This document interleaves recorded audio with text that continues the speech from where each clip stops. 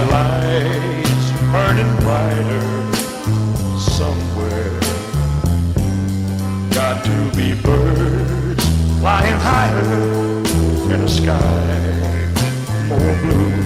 Good morning. Welcome to Right Thinking with Steve Coplon. I'm your host, Steve Coplon, and thank you for tuning in. Let's have a great day. Good morning, everybody. I just hope that every one of you had as beautiful a day as I did with my family yesterday. It was probably just one of the best Easters I've had in a long time. The weather was perfect, and I guess the only thing that was missing for me and my family was we didn't have any little kids with us yesterday to have an Easter egg hunt. I hope that some of y'all just had a wonderful day yesterday, and I just got to tell you this, though, that when we were at worship service, we heard, "Holy, holy, holy, the Lord God Almighty," in 5 languages. It was just so awesome to experience. There were these 5 wonderful young ladies, and one sang in English, one different verses. One sang in Hindi, one sang in Hebrew, one sang in Chinese, and one sang in Spanish. And it brought tears to our eyes. And my wife said, "I think that's how heaven's going to be, just all one language." It was just absolutely beautiful. Well, and part of the ongoing conversation that we're having on my show, Right Thinking with Steve Coplon, I'm very, very pleased to see the progress that we're making, because I think that y'all know at this point that I want to be there for each one of you. My invitation is, if there's anything that I can do for you, if you want to make a friend, contact me. The website is rightthink.org, RIGHTTHINK.org. And so register. I'll get a notification that you've registered, and then I'll reach back out to you. So what I want to tell you is this. As I'm speaking to the radio audience that I'm here to talk to, I'm really seeing myself speaking to many, many individuals. I don't see this as a shotgun broadcast where I hope to have somebody just connect with me. I really want to connect with everyone. Of course, that's probably impossible, but that's my goal. What I want to do today, now that I don't have a guest on today, I want to circle back and talk about the purpose of Right Thinking Foundation and this show. And that's what we're going to do today, and I want to give some tools. But before I do that, I'd like to thank Dave Richards for being on again last week. I have to be honest, I think I ought to be Dave's assistant. So when Dave comes on the show, I like to take the role of, hey, this is Dave giving you the message today, and I'm just trying to facilitate it to keep it moving forward. Dave is an absolutely wonderful person, and about once a month, Dave's going to be on to share some of his wisdom and some of the things that he can do to help all of us move along. I'd like to give you an update. Johnny Thomas, who I interviewed 2 weeks ago, my friend from the YMCA that introduced himself to me because he heard me talking about the show to someone else at the Y, and he goes, "Man, that's exactly right what you're saying." And that's how our friendship started. And Johnny, if you hadn't caught the show, it's 2 weeks ago. Johnny is 25 years old, and he has a remarkable life. He's trying to move himself forward, but Johnny could use a helping hand. And so all the principles that I've been trying to offer to people on how to move yourself forward, Dave Richards has really given us a nice, simple theme. There are plenty of people out there that want to help you if you need help. And if you find somebody that wants to help you, make sure that you try. And if you're in the process of someone working with you, maybe as a mentor or whatever, just make sure that you do what you're supposed to do, and don't quit on them. Show up for that appointment and so on and so forth. Well, when I brought Johnny on, it was because I want to be there for Johnny. That's what I say on the show, and all of a sudden I got a friend that could use a little help, and I want to give you an update, and I want to tell you right now, it is beautiful. So as you might know if you heard it, Johnny hasn't worked in a year, and he had said that he had lost his spark.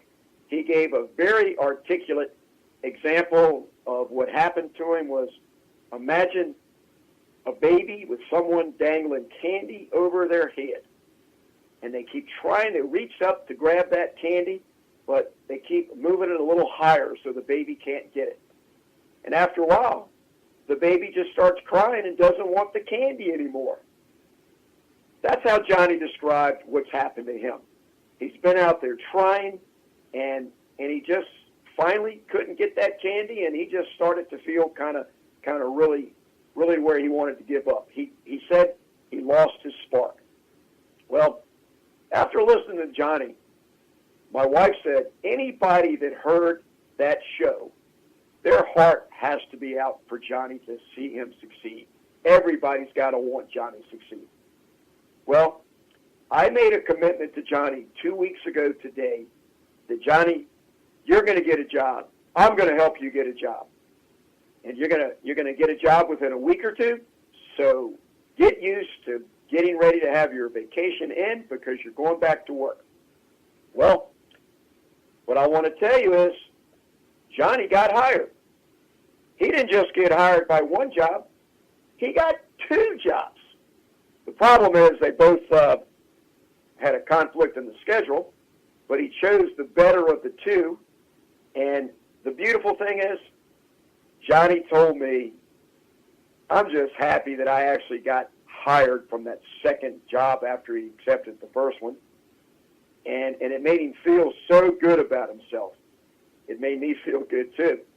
Well, I want to give you one pointer here about when you go for a job interview. Dave, the guy that hired him, not Dave Richards, but another man named Dave, it's a cleaning service, a wonderful, wonderful company, and I'm going to tell you more about it later after they give me approval to talk about them. They're a wonderful company. But in the interview, Johnny was very tense. And Dave said to him, Johnny, just relax. I'm not going to bite you. You know, everything's wonderful. And he goes, I just want you to relax. And then Johnny kind of loosened up, and then he started smiling, and his smile was radiant. And Dave said to Johnny, Johnny, you got the job, but just make sure you bring that smile with you. So congratulations to Johnny. Thank you, Dave, for hiring him. And now the next step is to just have Johnny get used to working again and keep that job. But the last part of Johnny's update is this afternoon, we're going to go over to TCC Community College, Tidewater Community College, and I've had a lengthy conversation with the Dean of Students, and they are so looking forward to meeting with Johnny this afternoon to get him back into school so he can pursue his goal of being a software development person and working and having a nice apartment and a car. So what I want to tell you is that just as Napoleon Hill has always said, the secret to success is know your desire and never quit. Johnny knows his desire. He's very focused. And I'm there with him. Many others are there with him. And I just want to thank you for listening to Johnny's story.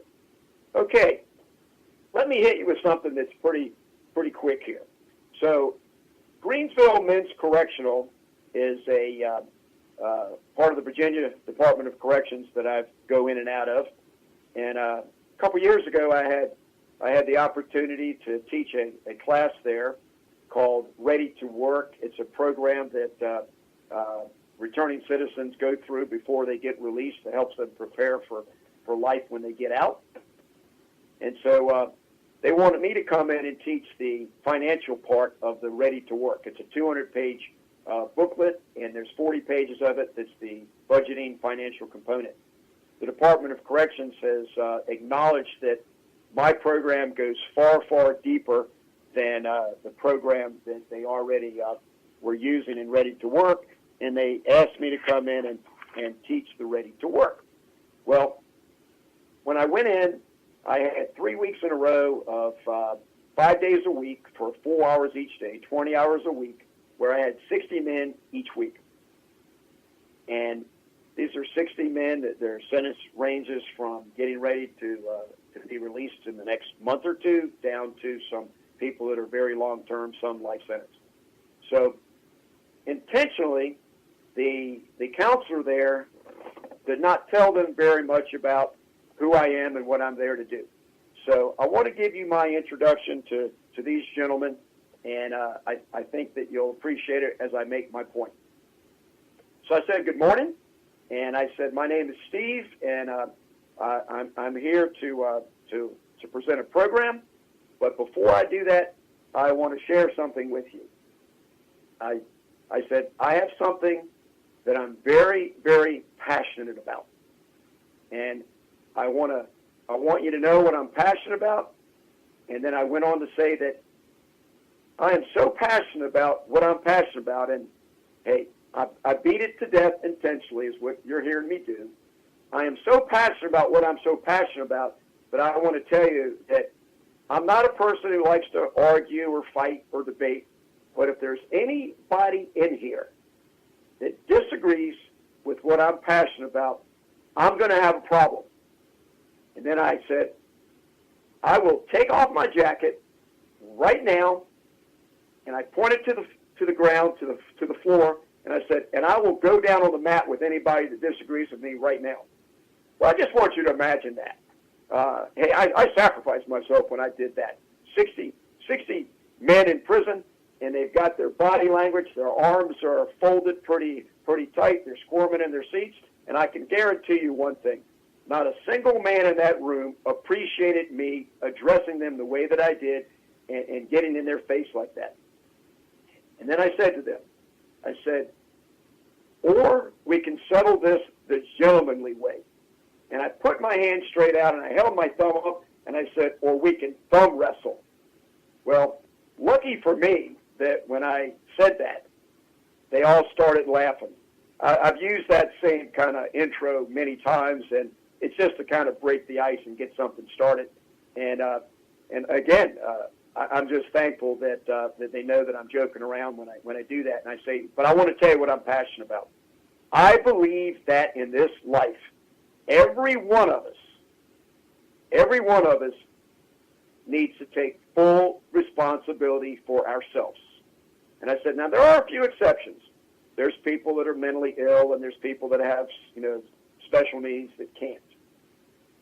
Well, when I said that, I said, so is there anybody in here that disagrees with me that we do not need to take full responsibility for ourselves? And of course, nobody disagreed with me. And then I continued.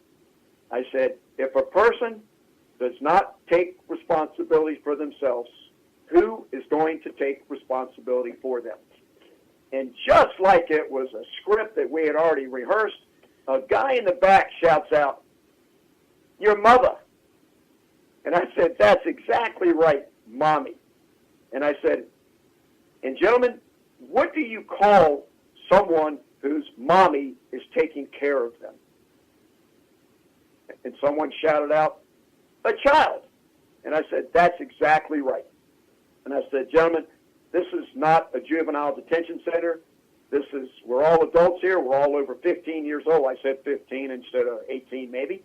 And I said, so each one of you agree with me that you need to take full responsibility for yourself. And I'm here to give you some tools that will help you do that. Okay, let me take a breather just for a second on what I just laid out. That, in a nutshell, is what my message is all about. Right Thinking Foundation. Even though it is a financial education program, it's